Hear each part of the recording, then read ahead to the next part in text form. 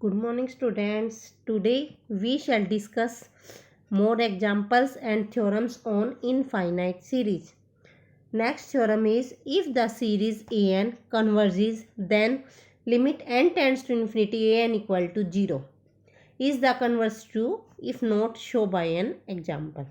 देखो क्या है कि कोई भी सीरीज अगर कन्वर्जेंट है तो उसकी जो nth टर्म है वो किसको टेंड करेगी? जीरो को, यानी कि limit N tends to infinity A N क्या होगा? जीरो। ये कंडीशन मस्ट है कि अगर कोई सीरीज कन्वर्जेंट है तो उसकी nth टर्म किसको टेंड करेगी? जीरो को। लेकिन इसका कन्वर्स ट्रू नहीं है। कन्वर्स ट्रू नहीं है मतलब कि अगर कोई भी सीक्वेंस है, कोई भी सीरीज है और उसकी nth टर्म जीरो को टेंड कर रही है तो जरूरी नहीं है वो सीरीज भी कन्वर्जेंट होगी। ठीक है, लेकिन अगर सीरीज कन्वर्जेंट है तो nth टर्म जरूर जीरो को टेंड करेगी, यानी कि limit N tends to infinity A N क्या आएगा? जीरो। ये बहुत इंपॉर्टेंट थ्योरम है, ये रिजल्ट बहुत यूज होगा, तो ध्यान से देखना। Let S N denote the partial sum of first N terms of the series A N. Then S N क्या हो जाएगा? A one plus A two plus A three up to so on plus A N. S N minus one क्या होगा? N minus one terms का sum, A one plus A two plus A three up to so on plus A N minus one. Then S N minus S n one, दोनों को subtract करेंगे तो सारे cancel हो जाएंगे, सिर्फ क्या बच जाएगा? A N. Now let A N B A convergent sequence. जब ए एन कन्वर्जेंट सीक्वेंस है, किसी ना किसी को कन्वर्ज करेगी, हमने मान लिया let this converges to S. Then limit N tends to infinity S N क्या आएगा? एस। इसी तरह limit N tends to infinity S N minus one भी क्या आएगा? एस। ठीक है, क्योंकि जो limit N tending to infinity S n हमारा जो आता है उसी को सीक्वेंस सीरीज हमारी कन्वर्ज करती है। Now from one limit N tending to infinity A N क्या हो जाएगा? Limit N tending to infinity S N minus limit N tends to infinity S N minus one. तो this is S minus S which is equal to zero. तो इसका मतलब अगर series A N convergent है तो limit N tends to infinity A N क्या आएगी? Zero. ठीक है, बहुत सिंपल सा प्रूफ है। But the converse is not true. इस थ्योरम का कन्वर्स ट्रू नहीं है। मीन्स nth टर्म अगर जीरो को टेंड करती है, अगर limit N tends to infinity n zero है तो जरूरी नहीं है सीरीज कन्वर्जेंट हो भी सकती है लेकिन जरूरी नहीं है। उसके लिए लेट समीशन ए एन, हमने सीरीज मान ली वन बाई एन, मतलब one one plus one by two plus one by three up to so on plus one by n and up to so on. Here a N is equal to one by n, then limit N tends to infinity A N क्या होगी? Zero. ठीक है, लेकिन अब हम check करते क्या ये सीरीज कन्वर्जेंट है। उसके लिए by Cauchy general principle of convergence हमने लास्ट उसमें पढ़ा था, क्या था? S N minus S M का mod less than epsilon, that is A M plus one plus A M plus two up to so on plus A N is less than epsilon.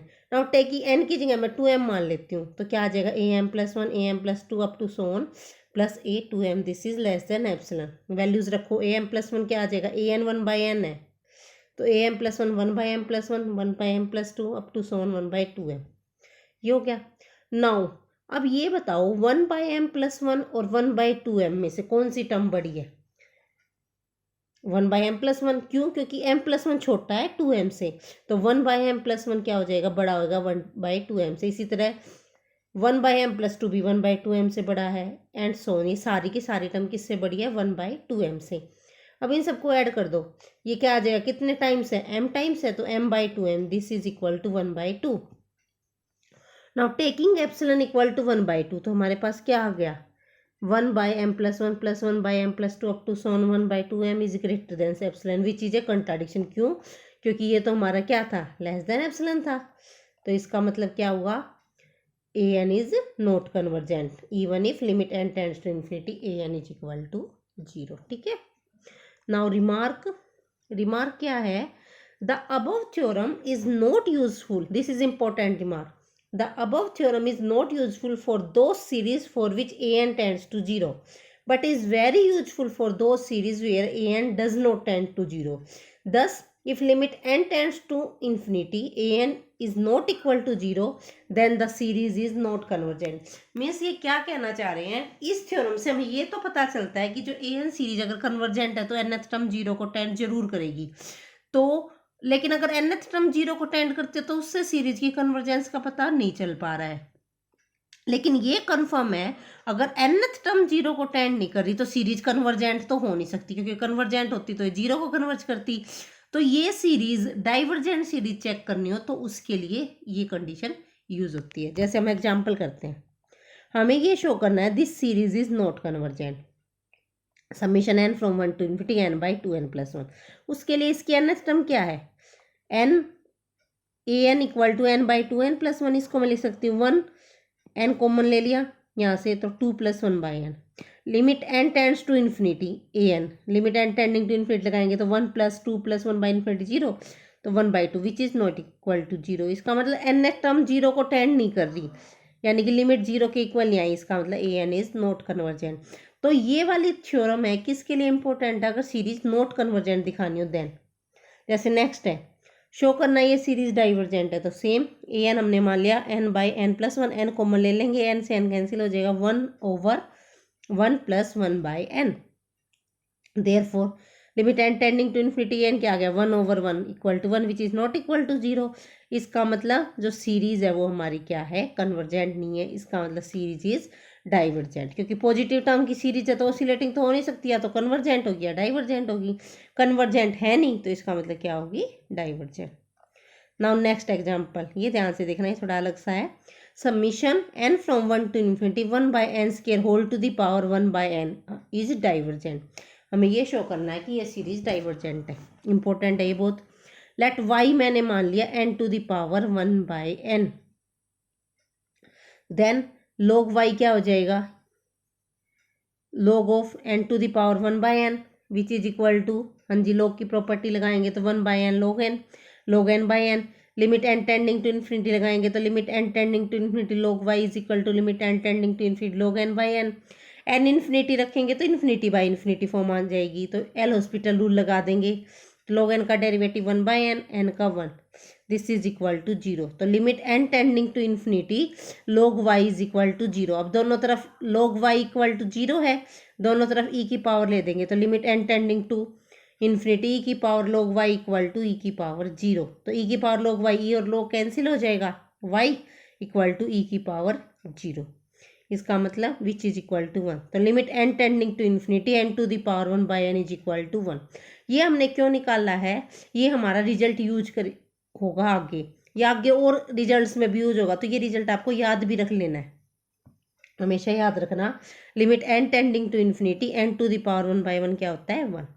Now अब हम अपने result पे आते हैं। हमें an series थी, an series और an क्या गिवन था, 1/n² whole to the power 1/n। Now limit n tending to infinity निकालते हैं, limit n tending to infinity 1/n की power 1/n² which is equal to 1, क्योंकि इसकी n टेंडिंग टू इन्फिनिटी लगाएंगे तो 1/1 का स्केयर क्या आ गया, 1 which is not equal to 0। इसका मतलब n टर्म 0 को टेंड नहीं कर रही, इसका मतलब सीरीज इज डाइवर्जेंट, यही हमें शो करना, ठीक है।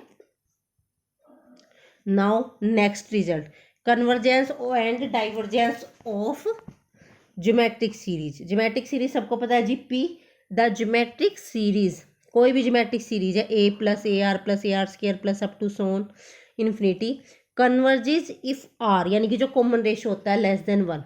तो अगर कॉमन रेशो लेस देन 1 है तो ज्योमेट्रिक सीरीज कन्वर्ज करती है, common ratio greater than equal to 1 है तो सीरीज डाइवर्ज करती है, कॉमन रेशो -1 है तो ओसिलेट फाइनाइट, एंड अगर कॉमन रेशो लेस देन -1 है तो ओसिलेटली इनफाइनाइटली। मेन तो आपको ये दो रिजल्ट याद रखने हैं कि जो ज्योमेट्रिकल सीरीज है, अगर r लेस देन 1 है तो कन्वर्जेंट और r ग्रेटर देन 1 है तो डाइवर्जेंट, ठीक है। अब देखो हेयर एस, अब हम इसका प्रूफ करते हैं, इसका प्रूफ भी आ जाता है। Here S n is equal to a + ar + ar² plus up to so on a to the power r की power a into r to the power n-1, यानी कि सम ऑफ एंटम्स निकालेंगे, उसी से कन्वर्जेंट डाइवर्जेंस का पता चलेगा, विच इज इक्वल टू, सबको पता है जीपी सीरीज का सम क्या होता है, a इंटू 1 - r की पावर n/1 - r, providing r is not equal to 1। Now first case, when mod of r is less than 1, यानी कि r लेस देन 1 है, देन, ठीक है। अब यहाँ से ध्यान से देखना बच्चों, अगर r लेस देन 1 है, लेस देन 1 है तो क्या होगा, 1/2 होगा या 1/3 होगा या 1/4। अब 1/4 है, मान लो 1/4 की पावर n, अब हम n को इन्फिनिटी रखेंगे तो 1/4 की पावर इन्फिनिटी, क्या हुआ 1/∞ 0, तो ये आ जाएगा a into 1 minus R which is unique and finite. Thus the given series converges to a/1 minus R. समझ में आया? देखो ये चीज़ बहुत मैटर करती है अगर r लेस देन 1 है। अगर r ग्रेटर देन 1 है उस केस में देखो, अगर r ग्रेटर देन 1 है, r सपोज करो 3 है 2 है तो 2 की पावर n होगी। 2 की पावर n क्या हो गया 2 की पावर इन्फिनिटी, तो वो क्या बन जाएगा इन्फिनिटी बन जाएगा। तो उस केस में limit n tending to infinity ऐसा निकाल लेंगे तो a into infinity by 1 minus r तो क्या बन गया इन्फिनिटी। ठीक है, तो इस केस में सीरीज क्या होगी divergent. Now if r is equal to 1 then S N क्या आ जाएगा a + a up to so on n a, limit n tending to infinity लगाएंगे तो क्या आ जाएगा इन्फिनिटी। तो एस एन क्या होगी सीक्वेंस डाइवर्जेंट, इसका मतलब सीरीज भी क्या होगी डाइवर्जेंट। ये चीज़ बड़ी मायने रखती है इस केस में कि r ग्रेटर देन 1 है या लेस देन 1 है। ये सिर्फ यहाँ से डिपेंड करेगा, अगर r लेस देन 1 होगा तो ये टर्म 0 बनेगी और r ग्रेटर देन 1 होगा तो ये चीज़ इनफाइनाइट बन जाएगी। नाउ केस है r इक्वल टू -1, अगर r -1 है तो उस केस में क्या आ जाएगी हमारी सीरीज क्या बनेगी a - a plus a minus a, तो ये क्या आएगा अगर n ओड है मतलब ये टर्म्स है 3 है तो क्या आ जाएगी a से a कट गया a बच जाएगा। 5 है तो a से a फिर a बच जाएगा। और इवन है तो ये कटती चली जाएंगी, मतलब 5 है ना सॉरी 4 टर्म्स हैं 6 हैं 10 हैं 100 है तो 0। इसका मतलब ये ऑसिलेटिंग है लेकिन फाइनाइटली है। फाइनाइटली कैसे, या तो वैल्यू a आ रही है या 0 आ रही है तो ये क्या हो जाएगी oscillating. Now r is less than -1, अगर r लेस देन -1 है तो -r क्या होगा ग्रेटर देन 1, इधर ले आए इसको। This implies x greater than 1 where x को हमने -r को पुट कर लिया x, तो Sn क्या हो जाएगा a 1 माइनस x की power n over 1 plus x। तो अब ये ध्यान से देखना, अगर n इवन है तो माइनस की पावर अगर इवन हो जैसे 2 हो 4 हो तो प्लस हो जाता, तो ये हो जाएगा a1 माइनस एक्स की पावर n। और अगर n ओड हो तो ये हो जाएगा a1 प्लस एक्स की power n over 1 plus x. तो इस केस में तो माइनस इन्फिनिटी बनेगा, इस केस में प्लस इन्फिनिटी। तो इसका मतलब सीरीज क्या है ओसिलेटिंग, कभी माइनस इन्फिनिटी आ रही है कभी इन्फिनिटी, ओसिलेटिंगली इनफाइनाइटली। ठीक है, तो ये हमारा रिजल्ट है, हमें यही शो करना था। तो ये बहुत इंपॉर्टेंट रिजल्ट्स है, ये आपको लर्न भी होने चाहिए और इनका सॉल्यूशन या प्रूफ भी आपको आना चाहिए। Thank you.